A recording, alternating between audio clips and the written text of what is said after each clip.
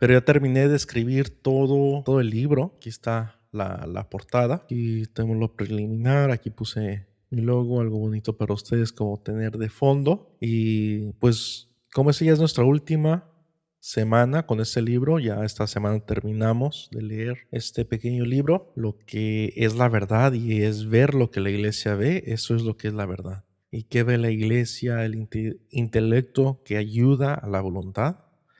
El intelecto está subordinado a la voluntad, es decir, que le sirve a la voluntad, pero para poder ayudarle correctamente, asistirle correctamente a nuestra voluntad para que nos lleve a la santidad, es importante informar el intelecto. Entonces es saber lo básico de teología o de filosofía. No hay que meternos tanto en ser un experto en filosofía, ser un experto en teología, pero sí saber lo básico, entender los conceptos, aunque quizás no podamos usar el vocabulario, pero sí entender qué es lo que estamos hablando, qué es lo que creemos. Y después aquí entramos a lo que es Dios, ¿verdad? Los errores acerca de Dios, que muchos de nosotros lo tomamos de una forma muy familiar, que llega a ser algo irrespetuoso y nos lleva a ver a Dios y nuestra relación con Dios de una manera que no está centrada en la verdad y hace que pues no miremos la gravedad del pecado. Es una de las grandes consecuencias que miramos, cómo trabaja sobre el infinito, ¿verdad? ¿Qué significa Dios trasciende el espacio, el tiempo, la infinita y inmutabilidad? ah, Todo esto después habla que Dios habla al hombre. Cristo nos enseña por ser Dios. Esto es muy importante entender, este, porque en nuestros videos donde estamos hablando para todos, ¿verdad? Ahí estamos hablando, tenemos nuestra serie sobre el modernismo. Y el modernismo en sí está centrado en esto, que Dios no nos habla directamente, pero Dios ha puesto algo dentro de nosotros que busca a Dios, pero en sí es un sentimiento dentro. Y ahí es donde cae de ahí es como la clave para poder entender los diferentes errores del modernismo. Entonces, esto es central, que saber que Dios habla directamente al hombre, ¿verdad? Después la Santísima Trinidad, lo que es persona, lo que es naturaleza, las tres personas, un solo Dios, muy importante de entender. Eso es muy importante para nosotros entender como padres de familia, papás y mamás, entender, porque muchas de las veces nuestros hijos nos hacen preguntas más complejas sobre la Trinidad, sobre muchas otras cosas, y muchas de las veces nosotros no sabemos, y es algo muy dañino para nuestros hijos y en la formación de su fe. Por eso muchos hijos dejan y abandonan la fe porque sus padres, a quienes respetan, a quienes admiran, a quienes miran como personas que saben, que conocen de la vida y saben mucho más que ellos, les hace preguntas sobre lo que se supone que es lo más importante de nuestras vidas, que es nuestra fe, y ven en los padres ya sea la que no le dan una importancia de conocer estas preguntas, o quizás que no se han tomado el tiempo para ellos mismos hacer estas preguntas. Y ahí es como el inicio de cómo se va corrompiendo la devoción y la fe dentro de nuestros hijos.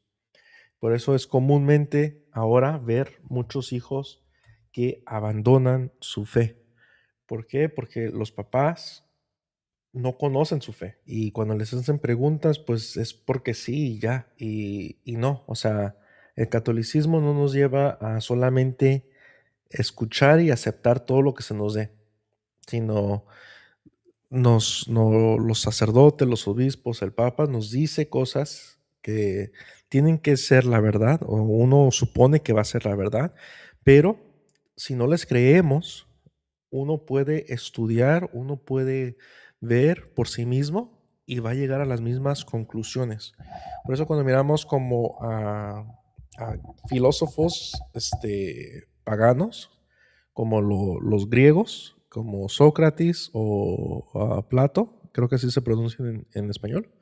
Si no, perdónenme, pero en inglés sería Socrates y Plato, quienes, ellos sin conocer que hay un verdadero Dios, sin saber quién es el verdadero Dios, pudieron, mediante la filosofía, mediante el estudio, mediante estos ejercicios intelectuales, llegar a las conclusiones de que hay un solo Dios, de que todo esto, respondiendo a todas estas preguntas y sobre ciertas partes de quién es Dios y cómo es Dios.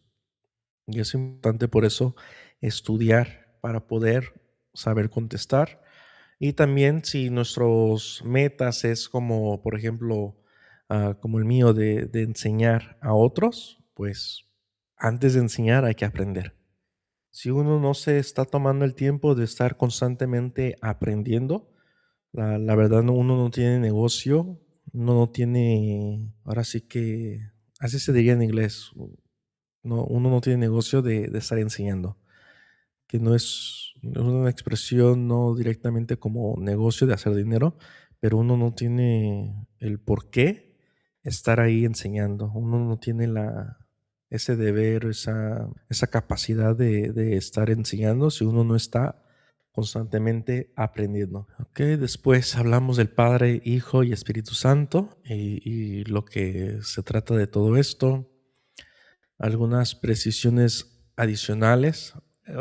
Volvemos a entrar un poco más profundo a lo que significa naturaleza y persona, cómo son iguales las personas y son distintas, razón y revelación, temas muy, muy importantes e interesantes.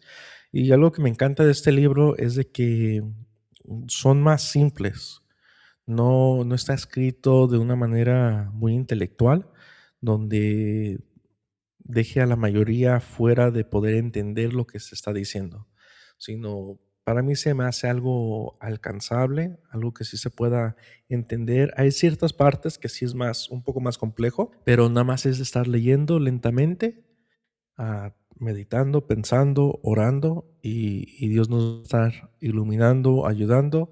Y si aún están ahí, pues ustedes saben que siempre está en mi sección de comentarios para que me hagan preguntas y yo con mucho gusto les contestaré y les ayudaré, ¿no? Para eso estamos aquí, para ayudarnos todos mutuamente. Después entramos en esta siguiente sección que es la creación.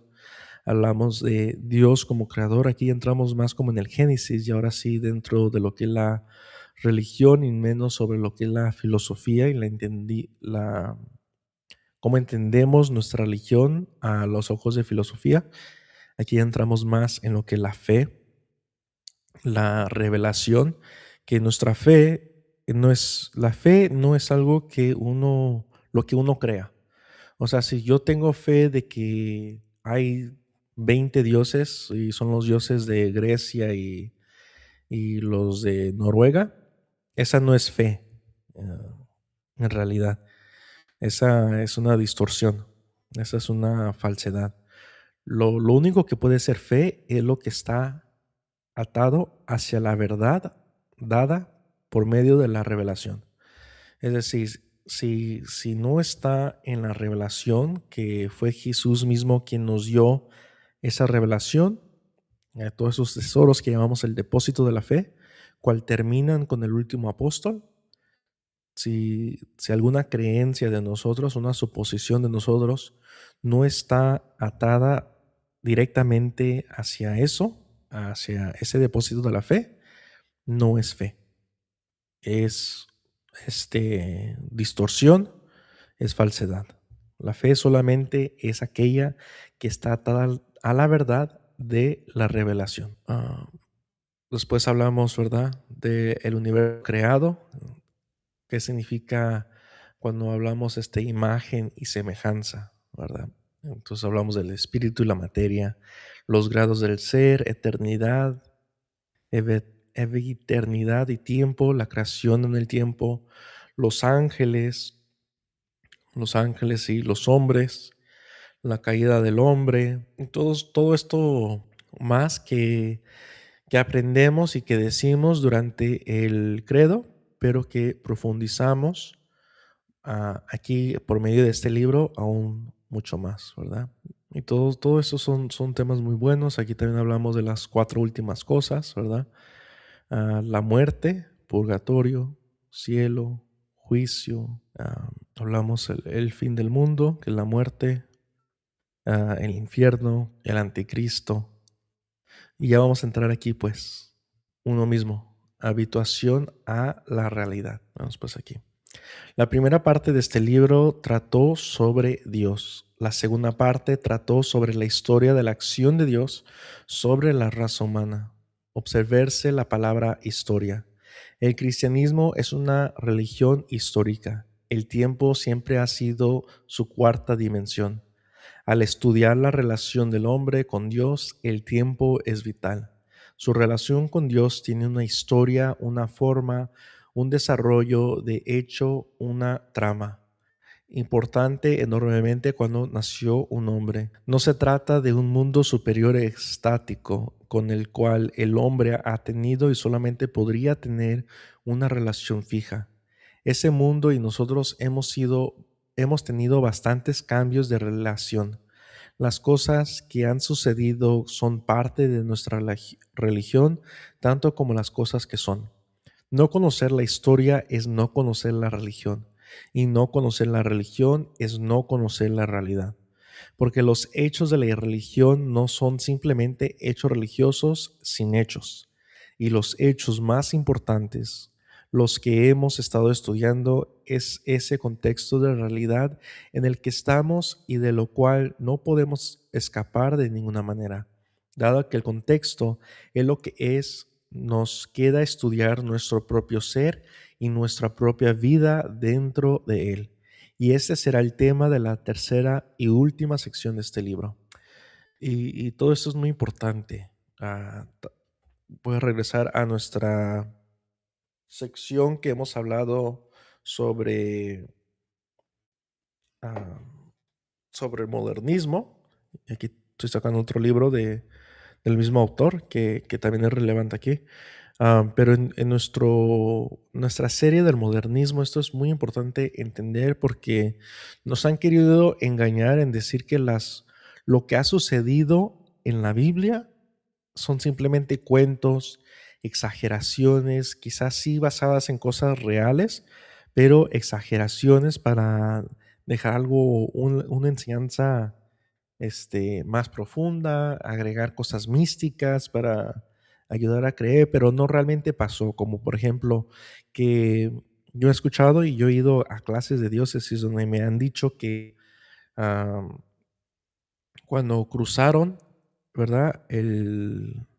Con Moisés no partió el mar rojo, sino que lo que cruzaron fue un pantano y que por medio de ahí es cuando pasaron ya estaba seco, algo que era raro, y cuando pasaron después se remojó y otra vez se enlodó y por eso los egipcios ya no podían seguir porque era un pantano y las ruedas se atoraban y ya todo lo demás fueron exageraciones místicas para agregarle más autoridad, más divinidad y demás. O también he escuchado que dicen que la resurrección de Jesús no fue realmente una resurrección real, sino fue una resurrección espiritual. Es decir, que ellos quizás lo miraban dentro de su oración, lo miraban en sus sueños, o sea, lo miraban con los ojos de su corazón, pero en realidad no resucitó, sino solamente fue lo que ellos sintieron en ese momento y cosas así. Pero nada de eso es cierto. Cuando vemos, estudiamos historia, historia seglar, es decir, historia que no está atada a la religión, historia que uno podría decir objetiva, entre comillas, porque en todo lugar hay corrupción y siempre hay ángulos que ellos prefieren subrayar y a otras que quieren disminuir. Pero cuando miras a esta historia seglar, o secular, muchas de las veces buscan a ciudades perdidas como Sodoma y Gomorra, Antes pensaban que esas 2 ciudades eran ciudades inventadas, que en realidad no existían, porque no encontraban, relatos sobre de esto. Pero ya después, cuando historiadores y gente que anda buscando en el desierto como esas, ruinas antiguas y todo, se iban guiando por la Biblia para buscar dónde estaba esta ciudad y tal ciudad. Y varias ciudades las han encontrado por la Biblia, porque la Biblia describe, esta ciudad estaba al sur, de tal lugar y al norte de este río. Entonces, por medio de eso, podían ubicar más o menos, ok, en esta área debe de haber una ciudad y ya van buscando y ya encuentran la ciudad. Tantas veces han encontrado eso. Pues sabemos que Sodoma y Gomorra fueron destruidas, ¿verdad? Por bolas de fuego. Pues cuando encontraron este lugar, finalmente se dieron cuenta que no eran ciudades inventadas. Cuando checaron las ruinas, miraban muchos como cenizas, había quedado personas imprimidas a las paredes, que es decir, que fueron quemados como si fuera una bomba nuclear, como en Hiroshima, en Japón, cuando soltaron las bombas nucleares en la Segunda Guerra Mundial. Encontraron eso, que las personas se quedaban pegadas, sus cenizas, a las paredes, como si fueran una sombra, pero era por la radiación, por la intensidad del fuego, por la rapidez que eso sucedió. Pues encontraron lo mismo en estas ciudades, y cuando checaron la radioactividad, encontraron que ese lugar también estaba todavía radioactivo. Entonces pensamos, ¿verdad? Es común hoy en día escuchar que duden de que estos eventos de la Biblia realmente sucedieron, pero cuando se busca se estudia, vemos que la historia siempre se alinea a lo que dice la Biblia, siempre se alinea.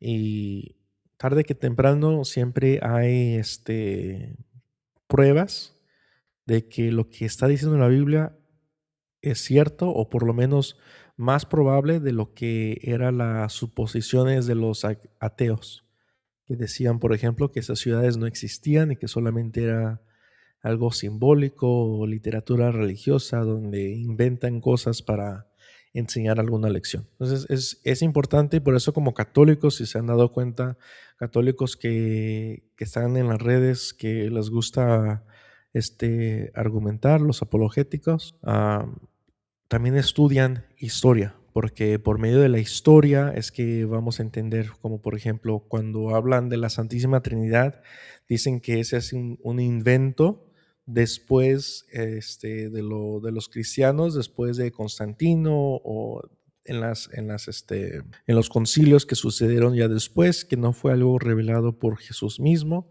Estoy hablando específicamente de, como por ejemplo, de los mormones, que no creen en la Santísima Trinidad, o los musulmanes que no creen en la Santísima Trinidad. Y por ejemplo, algo que usan comúnmente es decir que miren a los judíos, ellos no creen en la Santísima Trinidad. Ellos, como nosotros, creen que hay un solo Dios, y por eso es importante las lecciones previas donde hablamos sobre tres personas, una sola naturaleza.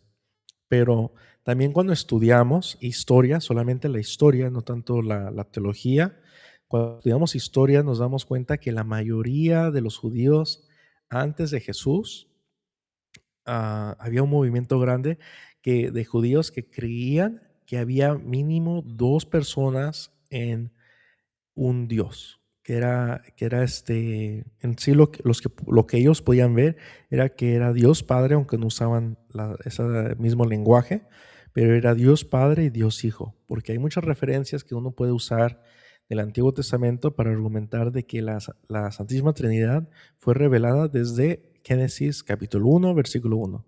Ahí se aparecen los tres, las tres personas de la Santísima Trinidad.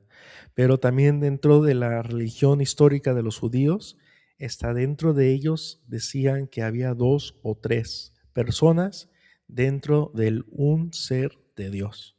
Y muchos de ellos, o todos, la gran mayoría de ellos, fueron los que se convirtieron ante escuchar a los apóstoles predicar sobre Jesús. sobre Dios Padre, sobre el Espíritu Santo.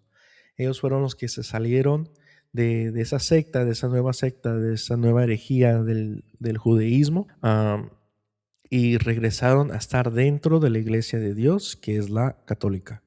Entonces, estudiando historia vas conociendo más sobre nuestra religión. Y por eso aquí lo dice muy bien. ¿Dónde está?